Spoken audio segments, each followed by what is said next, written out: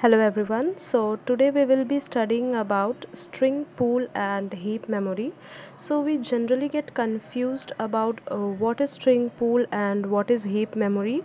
String is stored in heap memory or it is stored in string pool. When it is stored in heap memory and when it is stored in string pool, all the answers of these questions will be cleared out in this video. So please watch this video.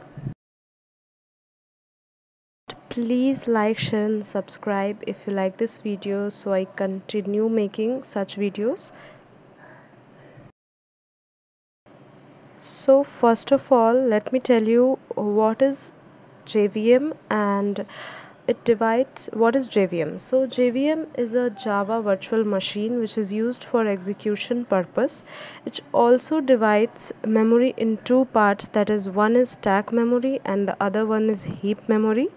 So stack memory is used for execution purpose while heap memory is used for storage purpose. After this, let's see what is string. So all of you must know what is string, but let me tell you what is a string. So string is a sequence of characters. Like you can see hello world here is a string and we are creating a string object using new operator. Okay, so what is a string? A string is a sequence of characters and here we are making a string using new operator.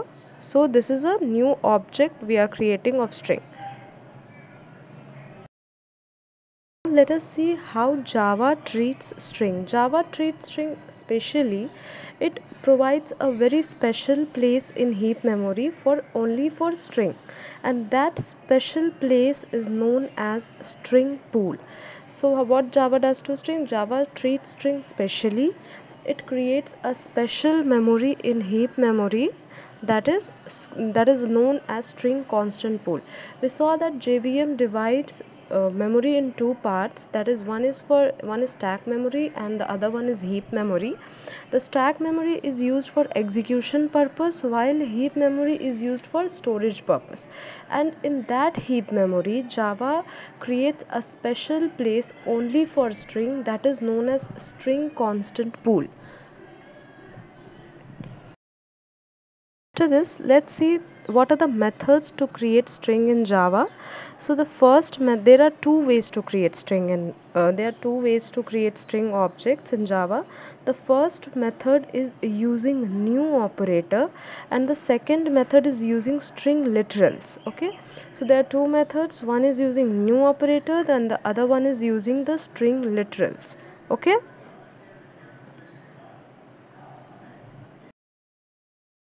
Now listen to this very carefully. This is very important part. When to store where. Okay. So where you are creating string with two methods, the first method is using new operator and the second method was using still literals. Okay. So this plays a very important part here. When to store where. Whenever we create a string using string literals, that is string s1 equals to apple. Here we are creating apple string using a string literal, that is using this string. Then whenever we create our string like this using string literal, then what happens, this string is stored in my string pool. This is my string pool, this is my Java heap memory के अंदर हमारा string pool है and जब भी हम किसी literal को use करके स्ट्रिंग लिटरल को यूज़ करके अपनी स्ट्रिंग को क्रिएट करते हैं तब हम उस स्ट्रिंग को स्ट्रिंग पूल के अंदर स्टोर करते हैं. So always remember this, whenever you will use string s1 equals to apple, then that apple string will be stored where? In string pool. This diagram will be make your concept clear. Here we are making a string s3 and we are making the string using the new operator. Here we are using the new operator and that s3 is stored in heap memory. All right, this is my heap memory, this is my string pool. This hi is stored in heap memory and this hello, which is created using string literal, that is this string, it is stored in my string pool. So what we understood, whenever we create a string using new operator, that string is stored in heap memory. Whenever we create our string using string literal, that is stored in our string pool. So this is clear. When to store where. Whenever you use a new operator, that string will be stored in my string that will be stored in my heap memory, and whenever using string literal, that will be stored in my string pool. So this is clear. So never get confused between these two. So now we know that when my string is going to store in string pool and when my string is going to store in the heap memory, so what comes after that? Okay, so whenever a string is stored in a string pool, the JVM checks for the content of the string. Okay, so for example, here we are making two strings, that is s1 equals to Java, s2 equals to Java. Both of the contents are same.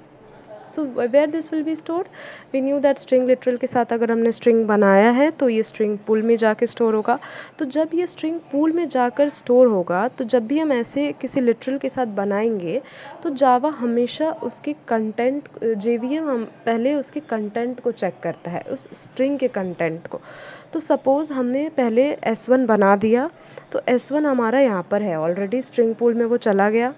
अभी हमने जब S2 बनाया तो S2 को store करने से पहले JVM will check the content of S2. तो JVM तो S2 का कंटेंट क्या है, दैट इज़ जावा. तो जावा अभी इसने यहाँ गया, JVM उसने चेक किया तो जावा ऑलरेडी था उधर. ठीक है, अब कंटेंट है उधर, तो what JVM will do, what the string pool will return is the object reference of this S1. Okay, of this S1. Alright, by mistake मैंने यहाँ S2 लिख दिया, यहाँ S1 होगा. सो अगर आप नोट कर रहे हैं तो आप यहाँ S1 करके इसे नोट करें. सो S1 का जो रेफरेंस होगा वो इस S2 में रिटर्न होगा जाके. ठीक है, वो इधर स्टोर हो जाएगा.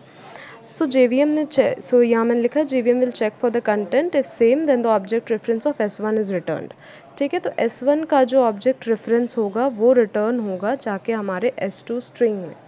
ठीक है, तो क्या पढ़ा हमने, जब भी स्ट्रिंग लिटरल के साथ हम बनाते हैं तो वो हीप मेमोरी में स्टोर होता है. जब हीप मेमोरी में स्टोर होता है तो स्टोर होने से पहले JVM चेक करता है उसके कंटेंट को कि वो अवेलेबल है या नहीं है स्ट्रिंग पूल में. सो जब भी हम स्ट्रिंग लिटरल के साथ बनाएंगे, उसे स्टोर करने से पहले उसके कंटेंट को चेक करते हैं. ठीक है,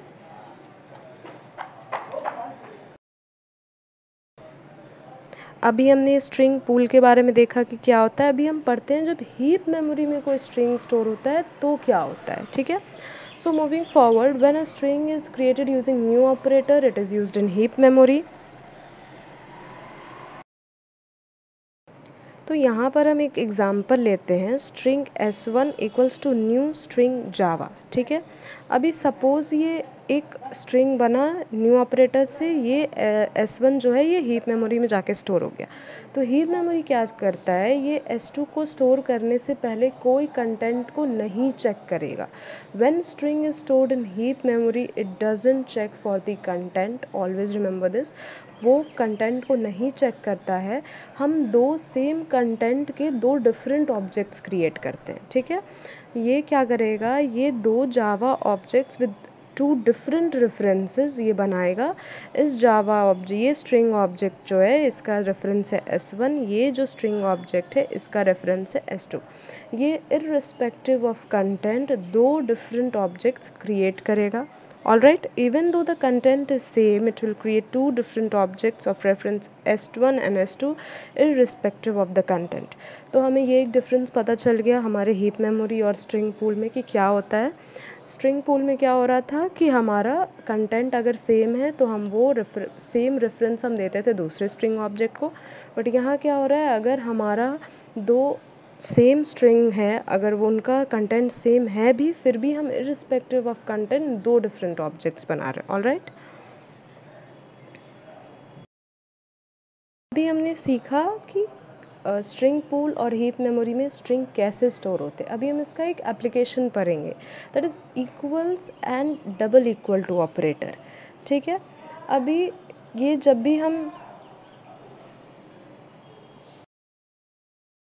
इन दोनों के बारे में जान लेते हैं कि ये कैसे काम करते हैं। तो इक्वल्स जो होता है, जब भी हम जैसे S1 इक्वल्स S2 करते हैं तो ये दोनों के कंटेंट के हिसाब से हमें ट्रू या फॉल्स देता है, ठीक है।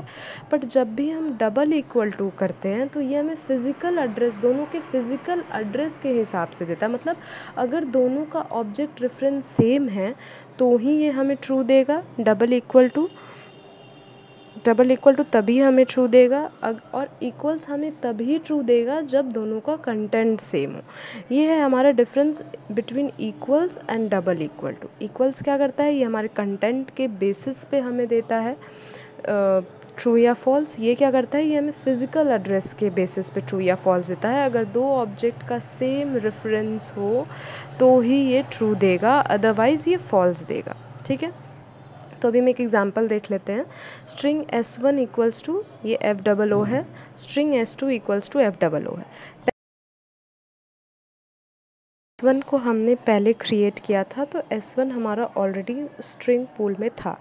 तो जब हमने S2 को क्रिएट किया, तो जब ये वापस ने JVM ने देखा कि F00 तो ऑलरेडी अवेलेबल है स्ट्रिंग पूल में, तो इसने क्या किया, इसने S2 को S1 का ऑब्जेक्ट रेफरेंस दे दिया, ठीक है। तो अभी S1 और S2 का ऑब्जेक्ट रेफरेंस तो हमारा सेम होगा, ठीक है, दोनों का रेफरेंस तो सेम है, ऑलराइट। अभी यहाँ पे क्या करते हैं, S3 जो है ये कैपिटल है और ये S2 स्मॉल है। तो ये ऐसा नहीं है कि अब हम, ये केस सेंसिटिव होता है, ऑलराइट, ये केस सेंसिटिव होता है। यहाँ पे F स्मॉल में था और यहाँ पे F कैपिटल में है, ठीक है।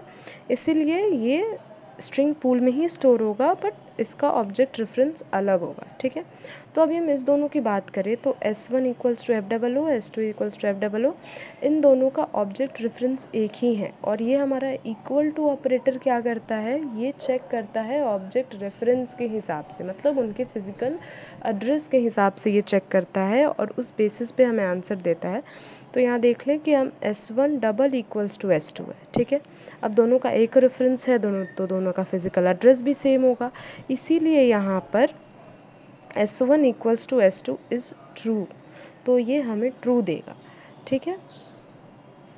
S1 is double equals to S3, यहाँ हमने देखा केस सेंसिटिव होता है ये, तो ये S3 का दूसरा ऑब्जेक्ट है, S2 का दूसरा है, S1 का दूसरा है, इसीलिए यहाँ पे S1 equals to S3 false हो गया, ठीक है। अभी हम यहाँ पे देखते हैं string S4 equals to new string F00। यहाँ हमने स्ट्रिंग S4 क्रिएट किया है यूजिंग न्यू ऑपरेटर। तो जब भी हम न्यू ऑपरेटर यूज़ करके करते हैं तो वो कहाँ स्टोर होता है, वो हमारा स्टोर होता है जाके हीप मेमोरी में। यहाँ हमने एक स्ट्रिंग S5 बनाया है, उससे भी न्यू ऑपरेटर, तो वो भी जाके हमारा हीप मेमोरी में ही स्टोर होगा। और दो JVM इसका कोई कंटेंट चेक नहीं करता है, ये इररिस्पेक्टिव ऑफ कंटेंट दो डिफरेंट ऑब्जेक्ट्स जाके स्टोर बनाते हैं यहाँ पे हीप मेमोरी में। ये दो अलग अलग ऑब्जेक्ट्स की तरह इन्हें स्टोर करेगा, क्योंकि इनका कंटेंट सेम है फिर भी इससे कोई फ़र्क नहीं पड़ता। तो इन दोनों का रेफरेंस तो अलग होगा, ये दोनों ऑब्जेक्ट तो अलग अलग इनके रेफरेंस होंगे, इनके फिज़िकल एड्रेस अलग अलग होंगे। तो अगर हम इन दोनों S4 इक्वल्स टू S5, और इक्वल टू ऑपरेटर क्या करता है, ये अगर दोनों का फिज़िकल एड्रेस सेम है तो ही ये ट्रू देगा, अदरवाइज़ ये फॉल्स देगा। तो यहाँ पे since S4 equals to S5 दो अलग अलग ऑब्जेक्ट हैं, इनका फिज़िकल एड्रेस भी अलग होगा, तो S4 equals to S5 is false. और यहाँ पे हमारा इक्वल्स ऑपरेटर आया, ठीक है, यहाँ पे इक्वल्स ऑपरेटर आया। इक्वल्स ऑपरेटर क्या करता है, ये कंटेंट के हिसाब से हमें ट्रू या फॉल्स देता है। तो हम यहाँ पे देख रहे हैं कि इन दोनों का कंटेंट सेम है, ठीक है, इन दोनों का कंटेंट देखें तो हम सेम हैं। तो S1, ओके, सो यहाँ पे आप देख लीजिए, पहले S4 डॉट इक्वल्स S5 का हम देख लेते हैं। सो S4 डॉट इक्वल्स S5, ये S4 और S5 का कंटेंट सेम है, तो S4 dot equals S5 true होगा, ठीक है, यहाँ पे इक्वल्स होगा। सो S4 dot equals S5 true होगा क्योंकि दोनों का कंटेंट सेम है। अगर हम देखें यहाँ पे तो S1 और S5 का कंटेंट भी सेम है, ठीक है, S1 और S4 का भी कंटेंट सेम है, S2 S4 और S2 S5 का भी कंटेंट सेम है। तो इक्वल्स ऑपरेटर हमें जब कंटेंट के हिसाब से देखता है, चेक करते हैं हम, तो यहाँ पे हम S1 डॉट इक्वल्स S4 करेंगे तो वो भी हमारा ट्रू ही देगा, बिकॉज दोनों का कंटेंट सेम है। बट अगर हम यहाँ पे S1 इक्वल्स टू S4 करें, ठीक है, क्योंकि यहाँ पे देखिए S1 का ऑब्जेक्ट अलग है, S4 ऑब्जेक्ट अलग है, तो दोनों का फिजिकल एड्रेस अलग होगा, इसीलिए S1 equals to S4 is false. So आप प्लीज़ इसे हमेशा याद रखें, इसमें आपको कोई कन्फ्यूजन नहीं होगी अगर आप इस वीडियो को पूरे बहुत अच्छे से देखेंगे। एंड बहुत सारी जावा क्विज़ेज़ अगर आप देंगे, अगर आप प्लेसमेंट्स में बैठने वाले हैं, अगर आप क्विज़ेज़ देंगे तो ऐसे टाइप के क्वेश्चंस बहुत आते हैं। So please don't get confuse between these two. So equals operator क्या करता है, कंटेंट के हिसाब से हमें इक्वल करता है, एंड डबल इक्वल टू क्या करता है, ये हमें फिजिकल एड्रेस के हिसाब से देता है। तो मैंने आपको शुरू से समझाया है कि क्या क्या होता है। So please don't get confused, और ये वीडियो एक बार से और देख लें। And thank you so much, stay tuned for the next video.